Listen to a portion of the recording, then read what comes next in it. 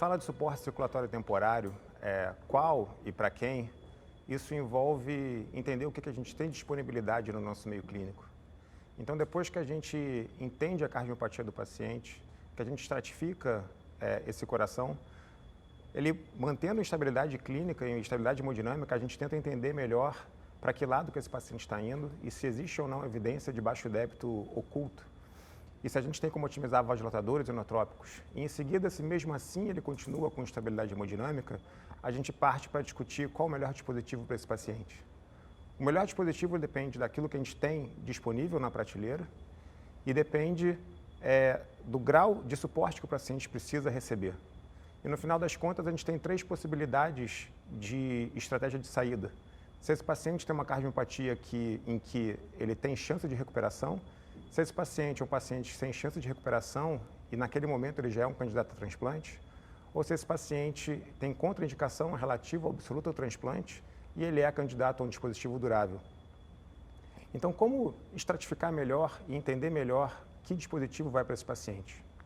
No caso aqui, discutindo o choque cardiogênico, né, aquele paciente Intermax 1 ou um paciente C, D e E da nova classificação da SCAI, a gente tem esses dispositivos temporários, né? Classicamente, o balão intra-aórtico é o dispositivo que a gente tem disponível na prateleira, só que nesse ambiente, a gente sabe que esse paciente não se beneficia, tanto pelo IBP Shock Trial, quanto pelo Shock Trial. A gente passou a entender que esses pacientes, o importante é a gente ter uma estratégia de revascularização precoce, e o balão intra-aórtico, nesse cenário de revascularização precoce, ele não agrega mais. Mas 5 a 15% dos pacientes, ele não melhora mesmo com a revascularização precoce. No cenário de mundo real, cerca de 60% desses pacientes só a gente vai conseguir fazer a revascularização precoce. E alguma estratégia além é importante. Fora do Brasil, a gente tem o advento do Impella, do Thunder Heart, só que aqui a gente não tem essa possibilidade disponível na prateleira. Então, a gente tem um balão intra-aórtico gerando um débito cardíaco intermediário ou menos do que isso para esse paciente, que a gente viu que não é a melhor estratégia nesse momento. E ECMO veno-arterial de inserção periférica é uma maneira rápida da gente conseguir estabelecer um suporte pleno para esse paciente, assim como a gente estabelece suporte pulmonar ao mesmo tempo. E aí, no segundo momento, entendendo que esse paciente é um paciente sem chance de recuperação, a gente pensa em usar uma estratégia completamente invasiva, seja com Centrimag, ou, caso tenha alguma limitação ou prefira, a minha equipe tem a experiência de não fazer esternotomia nesse paciente, de inserir um Centrimag por via minimamente invasiva, seja pela subclávia, aspirando o sangue da ponta do ventrículo esquerdo. É importante entender que o Centrimag, por ser uma bomba paracorpórea, caso eu precise oxigenar esse paciente, eu ainda tenho a chance de colocar uma membrana de ECMO e entender o Centrimag como uma ECMO veno-arterial central. De modo que a gente presta atenção em 2 coisas quando a gente pensa em suporte temporário para esse paciente. A primeira é o grau de suporte que eu preciso estabelecer, se um suporte parcial ou se suporte pleno a esse coração. E a segunda, ao grau de invasividade que eu preciso estabelecer. Se naquele momento eu tenho condições de levá-lo ao centro cirúrgico e estabelecer esternotomia, ou se eu preciso ainda levar esse paciente por uma via percutânea para ter rápida instalação. Entendendo esse paciente na beira do leito, então, você vê aqui em verde à direita, um paciente em choque cardiogênico com suas variáveis hemodinâmicas, então já com terapia otimizada de inotrópicos, com 120 de frequência cardíaca, com a fração de ejeção diminuída em torno de 22% e um débito cardíaco baixo. Ao mesmo tempo que eu vejo aumento das pressões pulmonares, enquanto eu vejo uma periferia que parece ser adaptada com uma PVC de 10. Nesse paciente, a gente está olhando aqui as curvas de volume e pressão de ventrículo esquerdo, átrio esquerdo à direita, e ventrículo direito, átrio direito à direita. E nesse paciente eu coloquei um balão intra-aórtico. Em CISA, então, a gente vê aquilo que a gente acabou de discutir, de que o balão intra-aórtico ele foi capaz de aumentar o meu débito cardíaco apenas em 7% num ambiente de extrema complexidade. De modo que o balão intra-aórtico, nesse cenário, não contribui para você aumentar o débito cardíaco de maneira efetiva. Ao passo que nesse paciente resgatado com balão intra-aórtico, eu coloco ele numa ECMO veno-arterial, como é que eu consigo resgatar esse paciente? Nesse momento, o débito cardíaco de 3,9, ele foi para 5,1 litros por minuto. Preste atenção de que o débito cardíaco no paciente em ECMO veno arterial, ele depende não só do débito que eu dou pela ECMO, mas do débito cardíaco nativo do paciente.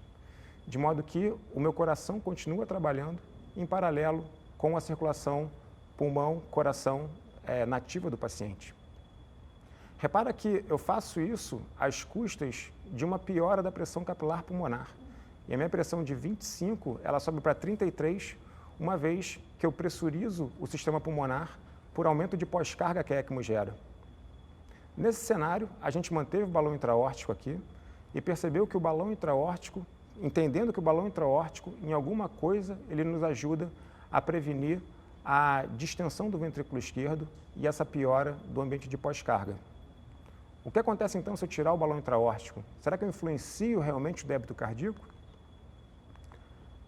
Tirando então o balão intraórtico, a gente percebe que ele interferiu em 2 pontos de PCAP, de 33 ela subiu para 35, e o acréscimo em débito cardíaco ele é bem pequenininho, em torno de 280 ml, o que dá aqui em torno de 7% desse paciente. Então perceba o seguinte, quando eu resgato um paciente Intermax 1 ou choque cardiogênico D e E, eu coloco ele em ECMO veno arterial para conseguir restabelecer metabolicamente esse paciente, melhorar a gasometria, melhorar a função renal, melhorar a função hepática, só que eu faço isso às custas de aumento de pós-carga e, consequentemente, eu faço isso às custas de piorar a performance do meu ventrículo esquerdo. De modo que a ECMO veno arterial, ela resgata o organismo, mas ela prejudica o coração.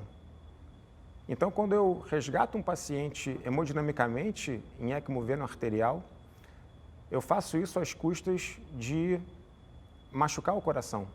Então, o meu ventrículo esquerdo ele fica comprometido pelo aumento de pós-carga que a ECMO veno arterial ela gera. É importante entender, então, que para eu ter uma ECMO veno arterial com bom fluxo hemodinâmico e para eu fazer com que ela dure mais tempo, eu preciso ter alguma performance do ventrículo esquerdo.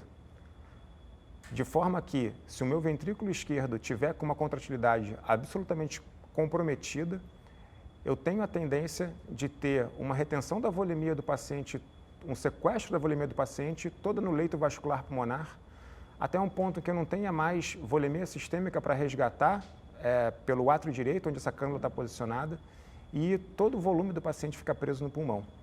Por quê?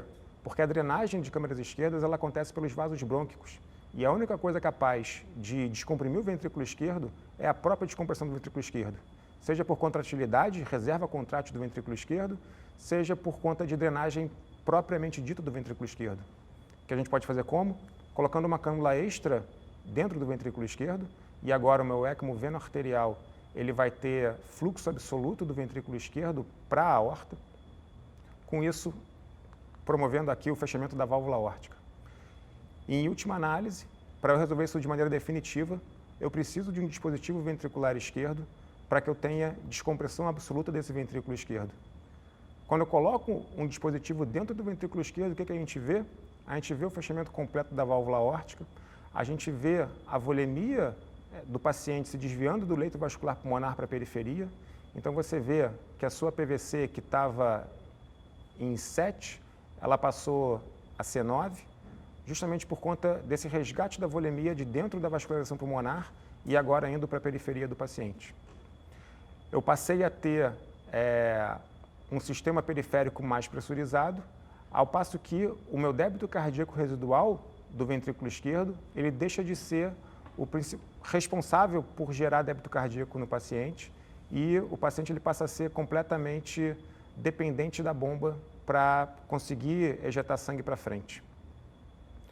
Paralelamente aqui, a gente resolve a volemia do paciente, tenta despressurizar o sistema como um todo, de câmaras esquerdas e direitas, de sistema pulmonar, de periferia.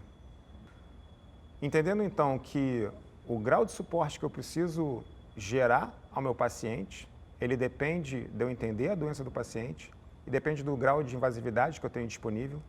Então, entendendo isso, o balão intraórtico, ele é um suporte intermediário, ele é um suporte pequeno, ao passo que um VED percutâneo seria um suporte intermediário, e com um VED paracorpóreo ou ECMO, eu tenho um suporte pleno do paciente, mas lembrando que se eu determinar suporte pleno em ECMO, muito provavelmente eu vou gerar congestão pulmonar desse paciente e uma compressão do meu coração esquerdo.